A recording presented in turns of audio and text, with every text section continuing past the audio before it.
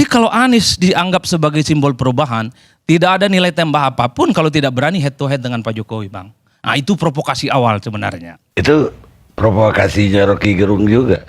Setuju berarti sama Bang Rocky kalau begitu. Tinggal dimantapkan lagi. Karena tidak akan muncul satu percikan itu, Bang, kalau tungkunya itu hanya berisi kayu yang beririsan.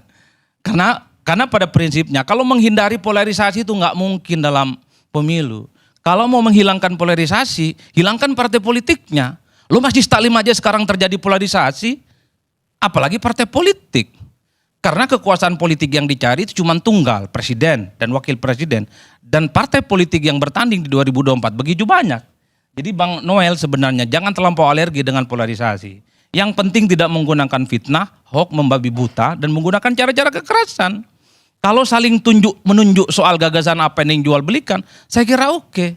Pendukung Jokowi misalnya dianggap menghamba terhadap infrastruktur. Nah, Anies ini apa penghambaannya?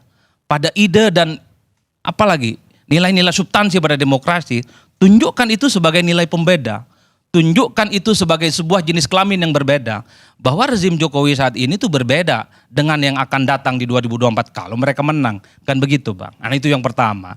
Yang kedua, kalau ditanya misalnya bagaimana kalau kemudian Anies disandingkan dengan Ganjar Pranowo? Ya bagi saya kalau ini terjadi, ya selesai pemilu. Merem saja dua calon ini menang, Bang.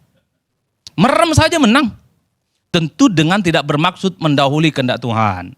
Kalau dari angka-angka statistik yang coba kita diagnosis, pertama, kenapa saya bilang merem saja menang? Secara elektabilitas, dua orang ini saat ini memang sedang bersaing betul. Nomor 1 dan nomor 2. Tingkat kesukaan terhadap Ganjar, tingkat kesukaan terhadap Anies itu di atas 80%. Itu artinya apa? Pemilih Anies dan pemilih Ganjar enggak terlampau peduli partai mana yang mengusung. Yang penting Ganjar itu dapat tiket, yang penting Anies dapat tiket. Mereka kemudian bertemu dalam satu kongsi. Makanya kemudian kalau yang disebutkan oleh Mas Dedi di IPO, Anies dan Ganjar 41%, di beberapa survei yang kita lakukan bahkan melampaui itu 45% ke atas, Bang. Itu artinya apa? Basis-basis pemilih Anies dan basis-basis pemilih Ganjar Pranowo itu melampaui kepentingan partai politik. Yang kedua, sosok ini cocok betul. Saya sebut sebagai pasangan rekonsiliatif. Karena kalau melihat wajah replika dari kubu oposisi dan kubu pemerintah adalah Anies dan Ganjar Pranowo. Jadi kalau dua orang ini disatukan dalam satu kolam koalisi, rasa-rasanya bukan hanya cebong dan kampret selesai. Tapi medsos itu juga sepi, Bang. Tak ada bahan gorengan, hanya minyak jelantahlah yang akan direbutkan nantinya. Itu faktor yang kedua. Yang ketiga, kalau Ganjar dan Anies atau Anies dan Ganjar ini dikawinkan dalam Pilpres, tentu saling melengkapi. Jawa secara umum itu secara teritori adalah pemilih Ganjar Pranowo. Jawa Tengah, Jatim dan seterusnya. Sementara Anies di luar itu, di Sumatera kuat, di Jawa Barat kuat, di Banten kuat, di Jakarta kuat dan seterusnya. Kalau kedua orang ini dipasang-pasangkan, tentu dengan tidak mendahului kehendak Tuhan, cocok ini barang, Bang, leading, nyaris tanpa lawan tanding. Karena begini, yang terakhir adalah soal pengalaman sejarah. Kan ada asumsi, ada spekulasi yang muncul. Kalau Ganjar misalnya tidak dari PDIP, kalau kemudian Anies misalnya berkongsi dengan kubu pemerintah, seakan-akan elektabilitas mereka itu terjun bebas. Enggak juga. Kita punya sejarah yang kuat. Ketika Prabowo Subianto berkoalisi dengan Jokowi, apakah Partai Gerindra nyungsep? Enggak juga. Masuk 3 besar terus dalam survei. Apakah elektabilitas Prabowo Subianto nyungsep? Enggak juga. Masuk dalam 3 besar survei. Itu artinya apa? Memori pemilih kita itu cukup pendek dan cukup mudah untuk memaafkan siapa mereka yang usung waktu Pilpres 2019 yang lalu, Bang. Nah, variabel-variabel inilah kemudian bisa menjelaskan kalau Anies dengan Ganjar atau Ganjar dengan Anies itu bisa selesai urusan politik elektoral. Tapi ini idealnya. Tapi seringkali dalam politik kita yang ideal itu seringkali oleh kepentingan politik elit. Pertama, kalau Ganjar masih terikat dengan PDIP agak rumit, Bang. Waktu dulu misalnya ketika Nasdem mengumumkan Ganjar sebagai nominator Capres, itu tentu membuat hubungan antara PDIP dan Nasdem gak nyaman. Ngeri-ngeri sedap betul, Bang. Bahkan Ganjar mestinya senang karena masuk dalam radar partai yang lain. Tapi Ganjar langsung menepis. Baju saya masih merah darah saya masih merah, itu menegaskan selama Ganjar Pranowo masih di PDIP, selama itu juga agak sulit sebenarnya membayangkan Ganjar itu bisa bersatu dengan Anies Baswedan. Yang selanjutnya tentu saja ini mengandung kabar buruk sebenarnya bagi partai-partai pendukungnya Anies Baswedan, terutama PKS dan Demokrat. Pertanyaannya adalah kalau Anies coba untuk dipasangkan dengan Ganjar, lalu AHY mau dikemanakan, Bang? Padahal elit-elit Demokrat hampir tiap hari di medsosnya itu puji-puji Anies Baswedan terus sampai. Ya, halo teman-teman, kembali lagi bersama saya di channel ini. Salam inspirasi, salam NKRI, harga mati. Ya, benar sekali tadi kalau kita mengingat ya, beberapa tahun yang lalu sempat juga kita mendengarkan nama AHY ya, maju sebagai cawapres gitu ya. Lalu kemudian sempat juga digadang-gadang Anies dan Ganjar dipaksakan untuk maju berkontestasi pada pemilu Pilpres 2024. Tapi memang hasilnya Anies Ganjar berlawanan juga gitu ya.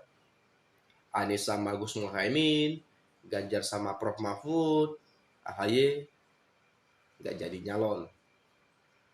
Dan Pak Prabowo bersama Gibran itulah yang menang dan sekarang menjabat sebagai presiden dan wakil presiden.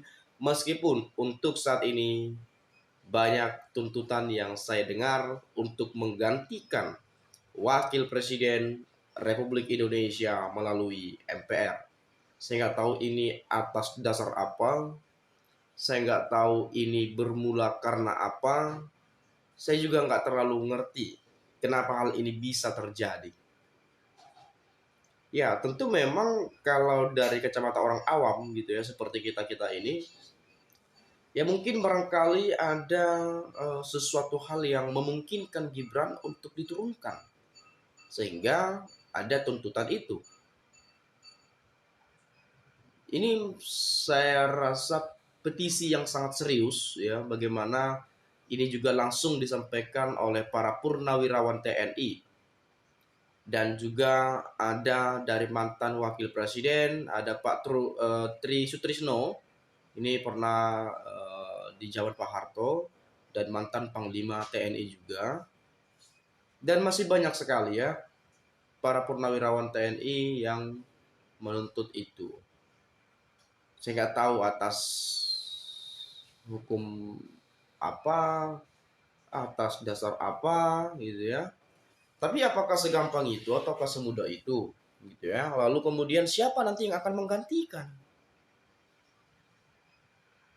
Anda nggak mungkin juga ya yang menonton ini ya.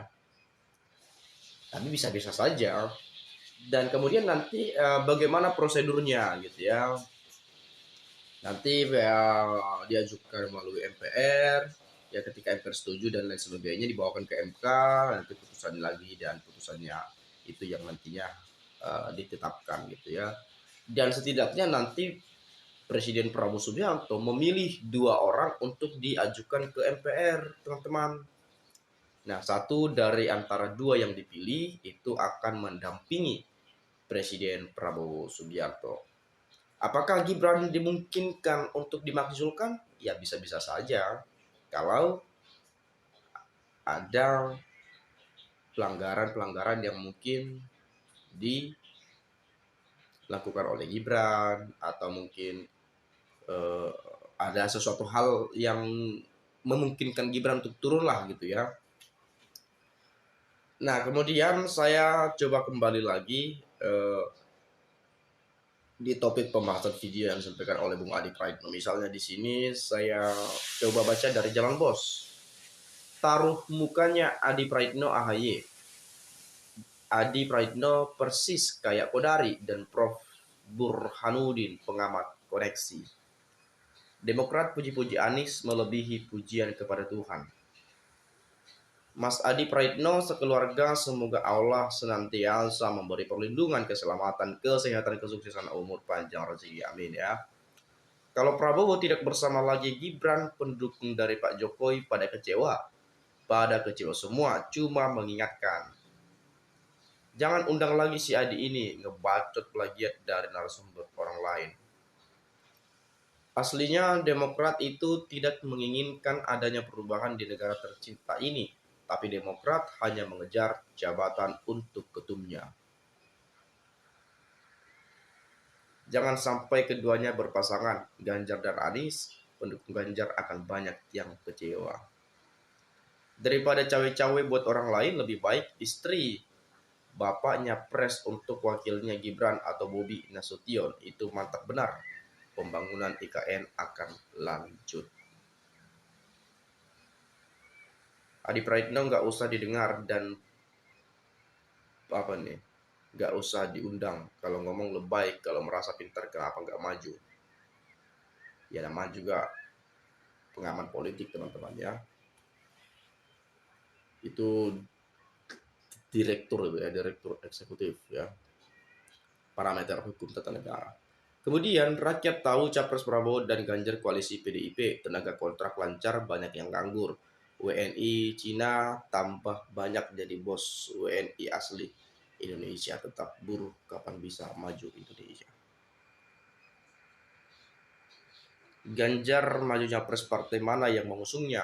Itulah masalahnya kalau PDIP malah mengusung Puan Maharani berpasangan dengan Prabowo. Anies, Ganjar nggak usah dianalisa, nggak usah dicocok-cocokin lagi. Gerung juga kalau bicarakan Anies nggak pas. Anies memang nggak ada gaya tarik tertentu seperti untuk menyelamatkan Indonesia.